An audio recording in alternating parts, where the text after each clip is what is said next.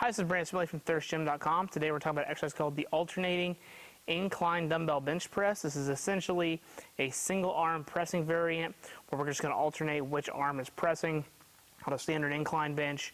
This is just a way to mix up your pressing exercises with some of your athletes and your clients. You gotta kind of stick with your big bang for your buck exercises, but always programming dumbbell benching and incline pressing and floor pressing kind of gets monotonous sometimes, and spicing things up with some alternating work is really good. We also get some abdominal work, which I'll talk about here in a little bit. But also, if you have athletes where shoulder mobility and having the rib cage internally and externally rotate is something that's important, something they need. Maybe they have really piss poor arm mechanics when they run. This stuff we've kind of seen when we start alternating the way the limbs work.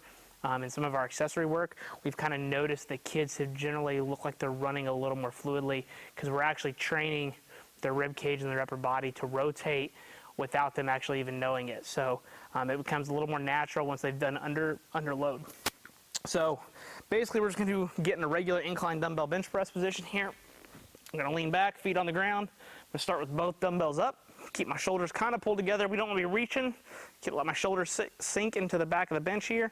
And all I'm going to do is I'm going to come down with one arm, press, and then hold that position while I go back with the other arm. So I'm basically just going to go back and forth. And as you can see, when I'm pressing with one arm, I'm having to kind of keep my abdominals and my trunk still a little bit. As I come down, it's wanting to pull me this way, so I need to use my abdominals to keep me rooted on the bench good and even as I press and come down with the other arm. So it's nothing terribly complicated, but I think you'll be surprised that if you're a relatively strong person and you've got some really heavy dumbbells in your hands, how much those 60s, 70s, 80s start to come down. They want to torque on your abdominals and try to pull you off the bench, so to speak. We like to pair these with either a pulling exercise or some kind of other lower body accessory work to maximize recovery time and also maximize our training time. When we're programming our pressing, we like to stick with 3 to 4 sets, usually at the most, and then look at your rep ranges for what you're trying to achieve. Usually for us, for these, we're going to do 6, 8s, or 10s per arm. When we do the alternating, I like to keep the reps a little bit on the lower end so they don't feel like they're there forever.